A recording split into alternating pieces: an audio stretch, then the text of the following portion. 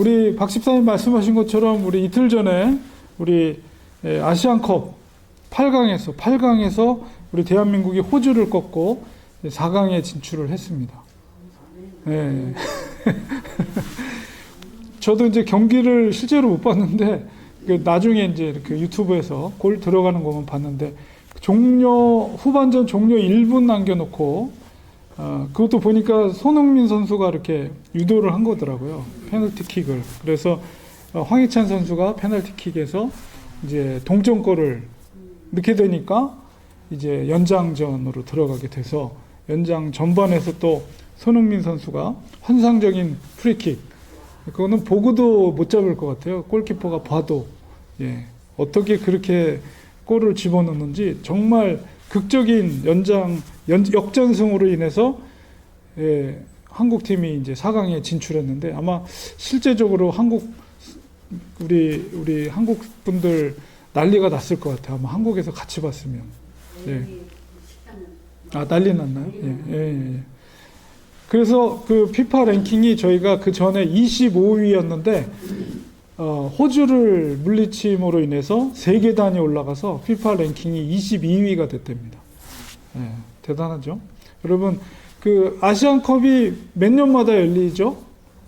예, 4년마다 열립니다. 예, 그래서 요번 대회가 18회. 그래서 첫 번째 대회가 저도 찾아보니까 1956년에 1회 대회였다고 합니다. 제가 조금 희귀한 사진을 하나 가져왔는데 이 사진이 원래 흑백 사진인데 제가 AI를 통해서 색깔을 집어넣은 거예요. 원래 흑백 사진인데 이게 어떤 사진이냐? 바로 1956년 제1회 아시안컵에서 우승을 한 그 사진입니다. 1회 아시안컵 우승국이 바로 대한민국입니다. 1회 때. 예. 1956년도 1회 때 우승하고 그때 찍은 사진입니다. 아시안컵. 그리고 2회가 이제 4년 이후 1960년에 했죠. 56년이니까 4년 후 1960년에 2회 때 어느 나라가 우승한지 아세요? 아시아니까 미국은 아니겠죠? 2회 때도 대한민국이 우승했습니다. 대단하죠? 그때는 이스라엘도 아시안컵에 했나 봐요. 1회, 2회 다 2위가 이스라엘이었더라고요. 그러니까 1위는 대한민국. 그 이후에 한 번도 이긴 적이 없습니다.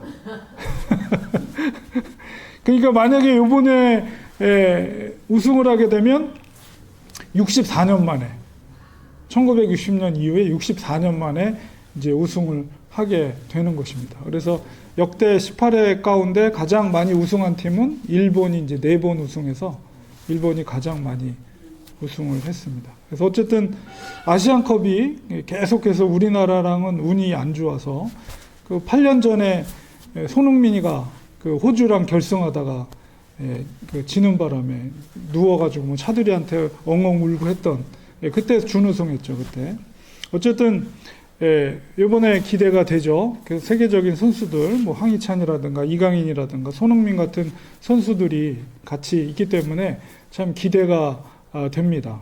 네. 그래서 보통 이제 우리가 축구 경기 생각하면 우리가 인생을 살아갈 때 이 축구 경기에 많이 비유를 하죠. 그래서 우리가 보통 40대나 50대 이때쯤 되면 우리 인생을 전반전이 끝나고 후반전 경기를 뛰는 것으로 우리가 이렇게 이야기를 하면서 후반전의 인생을 우리가 어떻게 사는 것이 보람 있는 삶인가 이런 이제 질문들을 우리가 종종 던지곤 합니다.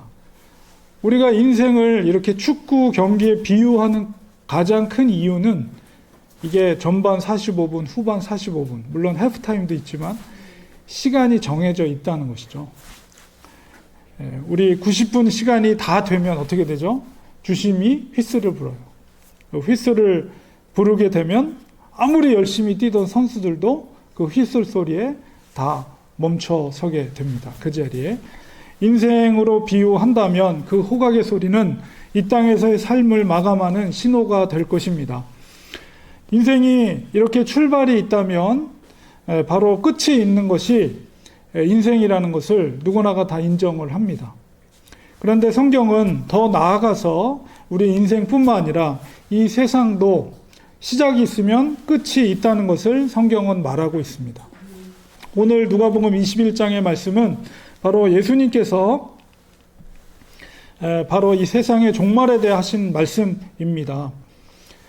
성경은 오늘 21장 34절에 보면 그날이라고 이렇게 표현되어 있는데 바로 그날이라고 표현되어 있는 말씀이 바로 종말의 때를 의미하고 있고요. 바로 이것을 이제 비유를 통해서 말하고 있는데 정확한 그 종말의 때, 그 마지막 때는 아무도 모른다. 아버지 외에는. 이렇게 말하고 있습니다. 그러나 그 마지막 때는 어떻게 온다고요? 34절 끝에 보니까 덫과 같이 임한다. 그날이 덫과 같이 너에게 임하리라. 이렇게 말하고 있습니다. 그런데 이제 다른 성경에 보면, 찾아보면 그날이 도적같이 임할 것이다. 또 이렇게 표현되어 있는데요. 이런 표현은, 이런 비유는 동일하게 예고하지 않고 마지막 때가 찾아오게 될 것이다 라는 동일한 표현입니다. 사람들이 그 덫이라고 표현되어 있는데 덫을 왜 놓죠? 우리가 사람들이 이제 농사를 지으면 그 농사 지은 거를 이렇게 산짐승들이 내려와서 그거를 다 해치고 막 뽑아먹고 막 그러잖아요. 그래서 그 잘 지은 농사를 다 망쳐버리니까 짐승들을 이제 덫을 놔서 그걸 잡으려고 합니다. 그래서 우리가 덫을 놓을 때는 우리 그 짐승들, 특히나 뭐 멧돼지라든가 이런 짐승들이 다니는 길목에 싹 숨겨놓죠. 눈치채지 못하게. 그 덫이 그런 거입니다. 그래서 경계심이 약한 그런 짐승들이 그 길목에 지나가다가 덫에 걸리면 이제 잡는 거죠. 덫에 걸리면 뭐 죽는 거죠. 뭐 그 덫이라고 이렇게 표현되어 있어요. 그리고 이제 도둑들 어저께 이제 인터넷 뉴스 보니까 아마 이병헌이 이제 아마 헐리우드 쪽에 집이 있는 것 같아요. 근데 그 집에 도둑이 들었다는 뉴스를 어저께 봤는데 이 도둑도 역시 도둑 들 때 도둑 언제 들어간다, 몇 시 들어갈게, 1시 들어갈 때 이렇게 예고하고 도둑이 들어가지 않습니다. 절대로. 경계가 느슨할 때, 남들이 다 잠자고 있을 때, 아무도 없을 때, 보지 않을 때 도둑이 갑자기 들어오죠. 그런 것처럼 이렇게 덫을 놓는다는 것, 그 다음에 도둑이 임한다는 것, 이것은 정말 예기치 않는 이 종말의 때는 정말 예고 없이 그 종말의 때가 우리들에게 갑자기 나타난다는 것입니다. 21장 우리 36절에도 그런 표현이 되어 있어요. 바로 인자 앞에 서는 때라고 이렇게 표현되어 있는데 이 종말은 우리 다시 말하면 우리 그리스도인들에게 있어서 인자 앞에 서는 때라는 것은 예수님의 다시 오심이죠.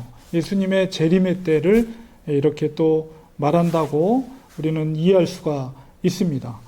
그렇기 때문에 우리는 이 땅에 살고 있지만 우리 그리스도인들은 세상에 종말이 있다는 것을 먼저 믿어야 됩니다.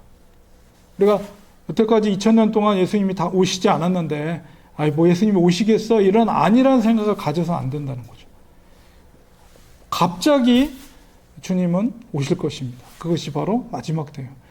그러나 오히려 우리 그리스도인들은 그것을 두려워하는 것이 아니라 오히려 예수님의 재림을 고대하면서 살아야 됩니다. 날마다. 주님께서 그 마지막 때를 위해서 34절에 당부하고 계시는 너희들이 스스로 조심하라 이렇게 하시면서 말씀하고 계시는데 너희는 스스로 조심하라. 이 조심하라는 말을 제가 원어를 찾아보니까 그 뜻이 관심을 가지다, 주의를 기울이다 이런 의미를 갖고 있어요. 그것은 뭐냐면 그리스도인들은 종말에 대해서 관심을 가져야 한다는 것이에요. 그리고 항상 예수님의 다시 오심, 재림에 대해서 주의를 기울여야 한다는 것입니다. 만약에 그렇지 않게 된다면 어떻게 될 것인가? 우리 경계심이 약한 짐승이 덫에 잘 걸리는 것처럼 마지막 때에 영적인 각성, 깨어 있음이 없으면 덫에 걸리면 어떻게 되는 거예요? 죽는 거예요, 짐승은. 덫과 같이 너에게 임한다라고 했을 때 우리가 영적으로 깨어있지 않고 그 마지막 때를 준비하지 않으면 노아의 시대도 그랬잖아요. 그 준비하지 않은 자들은 다 멸망당한 거예요. 마태복음 25장 1절에 3절에 보면 우리 어떤 비유가 있냐면 열처녀 비유가 있습니다. 신랑이 언제 올지 몰라요. 그래서 처녀들이 그 신랑이 올 것을, 들러리들이죠. 신랑을 기다리는 신부의 들러리들이 이제 기름을 준비하고 밤에 신랑이 올 것을 미리 준비해야 되는데, 지혜로운 다섯 처녀는 언제 올지 모르기 때문에 기름을 넉넉하게 준비해서 늦게 오더라도 기름이 떨어지지 않게 준비한 반면에, 게으른 다섯 처녀는 언제 오더라도 그때 준비하면 되지 하고 게으르게 잠을 자고 있다가 신랑이 도착했다는 소식이 들었을 때는 기름이 다 떨어져서 기름을 사러 갔다 왔을 때는 이미 신랑의 잔치 집이 문이 닫혀버리고 더 이상 들어갈 수 없는 그런 상황에 처해진 그 비유, 예수님의 천국의 비유를 하고 있는 것을 보게 됩니다. 이 다섯 처녀는 문 밖에서 슬피 울며 후회를 하지만 후회해도 이미 때는 늦어버렸어요. 이 종말을 깨어있음으로 준비하지 못하게 될 때 얼마나 심각한 문제가 생기는지를 바로 마태복음 25장에 있는 이 열처녀의 비유를 통해서 우리는 깨닫게 됩니다. 21장 34절에서 예수님은 영적으로 둔감하게 되는 구체적인 모습의 세 가지를 말씀하고 계십니다. 첫 번째는 뭐냐면 방탕함이라고 그랬어요. 이 방탕함이라는 것은 절제하지 못하고 욕망에 따라 사는 삶을 의미합니다. 브레이크가 없는 거예요. 우리의 육신의 욕망에 따라 살아가는 거예요. 이렇게 살면 어떻게 됩니까? 영적으로 무뎌져요. 육을 따라 살기 때문에. 게으른 다섯 처녀처럼 예수님의 오심을 망각해버리죠. 그리고 준비하지 못하는 거예요. 결국은 어떻게 됩니까? 예수님의 비유처럼 덫에 걸립니다. 덫에. 얼마나 심각한 문제가 초래가 되는지 모릅니다. 우리는 방탕함을 주의해야 됩니다. 두 번째는 뭐라고 말하고 있어요? 술 취함이라고 그랬어요. 술 취함. 이것은 쾌락에 빠져 있는 상태, 혹은 이 술 취함이라는 의미가 술 취하는 것도 있지만 중독이라는 의미도 있어요. 그러니까 어떤 거에 뭔가 중독되어 있는 거예요. 그 온전한 이 중독되어 있는 상태에서는 온전한 어떤 판단과 행동을 할 수가 없는 상태입니다. 이때는 영적인 분별력이 없어져요. 여러분, 우리가 운전할 때 정말 가장 해서는 안 되는 그게 뭡니까? 이 음주운전이죠. 음주운전이 얼마나 위험하고 그게 심각한 문제입니까? 이 술에 취하면 방향 감각을 잃어버려요. 상황 판단도 제대로 작동하지 않습니다. 마치 의식이 깜빡했다 다시 들어왔다 이런 상태에서 운전을 하는 거나 마찬가지예요. 그러니까 자기가 목숨을 위태로운 것뿐만 아니라 다른 사람의 생명을 위태롭게 하는, 정말 해서는 안 되는 것이 이 음주운전인데요. 바로 그렇습니다. 그것이 얼마나 위험한 일입니까? 우리 인생도 마찬가지예요. 온전한 정신에 살아가도 쉽지 않은 인생길인데 술 취한 상태, 무엇인가에 중독되어 있는 상태에서 우리가 온전한 신앙적인 어떤 판단을 하기가 어려워요. 결국 분별력을 잃고 예수님의 재림을, 세상의 종말의 때를, 이거를 센스 있게 우리가 인식하지 못하게 됩니다. 세 번째는 생활의 염려라고 말하고 있습니다. 여기서 생활이라는 의미는 뭡니까? 우리의 안정된 의식주를 의미하죠. 이 땅에 살아가면서 생활의 문제가 중요합니다.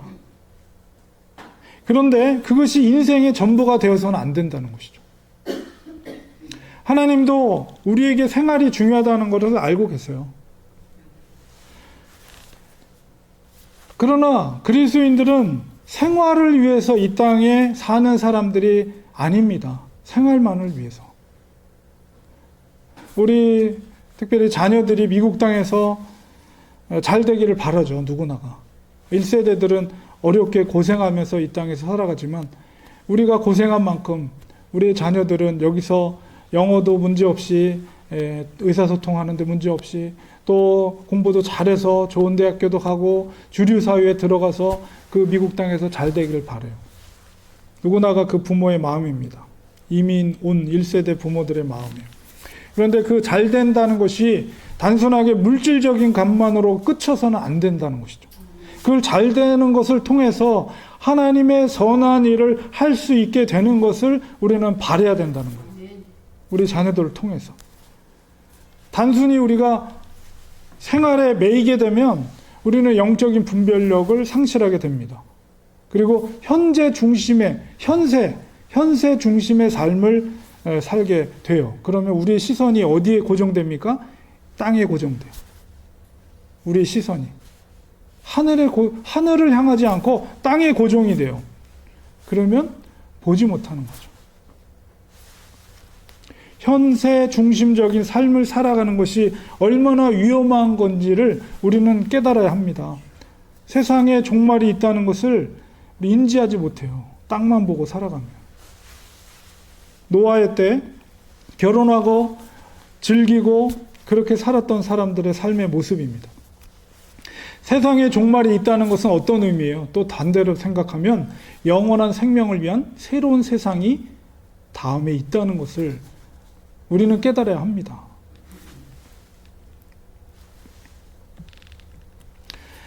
21장 35절에 이날은 온 지구상에 거하는 모든 사람에게 이 말이라. 이 종말은 전 우주적인 종말이라는 것을 예수님께서 말하고 있는 거예요. 36절에 예수님께서 당부하고 계십니다.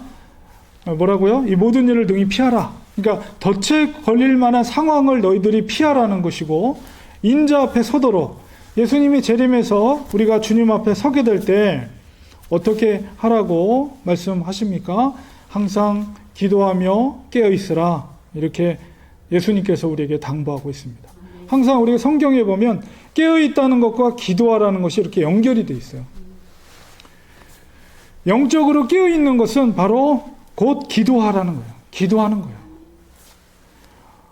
우리가 영적으로 무뎌지면 덫에 걸리게 되죠. 근데 그것으로부터 우리가 아주 민감한 영적인 상태가 되려면 기도해야 되는 거예요. 기도하는 거예요. 기도한다는 것은 전적으로 하나님을 바라보는 행위입니다. 그리고 전적으로 하나님을 의지하는 행위입니다. 자기 자신을 겸손히 낮추고 하나님의 도우심을 구하는 것입니다. 날마다 매 순간마다 하나님의 긍휼을 구하는 거예요. 우리는 날마다 기도해야 합니다. 하나님, 우리를 불쌍히 여겨 주시옵소서. 하나님, 우리를 긍휼히 여겨 주시옵소서. 우리는 무지합니다. 우리는 게으릅니다. 우리는 정말 무능합니다. 우리를 불쌍히 여겨 주시옵소서. 하나님 앞에 이렇게 간절히 기도할 때, 겸손함으로 간절히 기도할 때 하나님은 우리를 불쌍히 여겨주시고 우리를 향해 은혜와 자비를 베풀어 주십니다. 그럴 때 우리는 영적으로 깨어있게 돼요. 그럴 때 우리는 다시 오실 예수님을 맞이할 수가 있는 것입니다. 우리에게 주어진 인생의 축구 경기에서 우리는 아직 끝나지 않는 후반전을 뛰고 있습니다. 여기 계신 분들은 대부분 우리 한이 빼고는 다 전반전을 마치신 분들 같아요. 후반전을 우리가 뛰고 있는데 주님께서 호루라기를 부르시기 전까지 우리는 최선을 다해야 됩니다. 전반전보다 후반전이 더 멋진 모습을 보일 수 있기를 원합니다. 날마다 말씀과 기도로 우리가 깨어있는 삶을 산다면 우리는 정말 그런 멋진 모습을 하나님께 보일 수가 있습니다. 하나님의 뜻이 우리의 인생의 그 경기 가운데 나타나기를 간절히 축원드립니다. 사탄의 세력을 하나님의 말씀으로 무력화시키고 적의 공격에 우리가 기도로 깨어 있어서 그들을 물리치기를 축원드립니다. 하나님께서 우리를 이 세상 가운데 부르신 목적과 분명한 사명을 가지고 우리는 살아가야 합니다. 하나님의 뜻에 순종하여 이 땅 가운데 하나님의 나라를 확장하는 주님의 제자들이 되기를 간절히 축원드립니다. 마지막 휘슬이 울리면 우리는 이 땅에서의 삶이 끝나는 것입니다. 모든 경기를 마치고 주님 앞에 섰을 때 박수를 치는 주님의 그 환영의 모습, 그리고 잘했다, 우리가 승리했다 하시며 승리의 기쁨을 누리시는 우리 사랑하는 모든 성도님들 되시기를 간절히 축원드립니다. 기도하겠습니다. 하나님, 저희들은 주님의 후반전 인생의 경기를 뛰고 있습니다. 전반전보다도 더 멋진 모습을 하나님 앞에 보이기를 원합니다. 오늘 주님의 말씀을 기억하면서 우리가 깨어서 기도하는 자들 되게 하시고 하나님 앞에 겸손한 마음으로 하나님의 자비와 긍휼을 구하며 주님의 도우시는 능력으로 우리가 이 경기, 믿음의 경기 가운데 뛸 수 있게 하시고 능력의 말씀, 하나님의 말씀으로 사탄을 대적하며 적의 세력을 무찌르고 기도로 항상 깨어서 주님의 뜻을 펼쳐나갈 수 있는 우리 모두가 될 수 있도록 축복하여 주시옵소서. 예수님의 이름으로 기도리옵나이다. 아멘.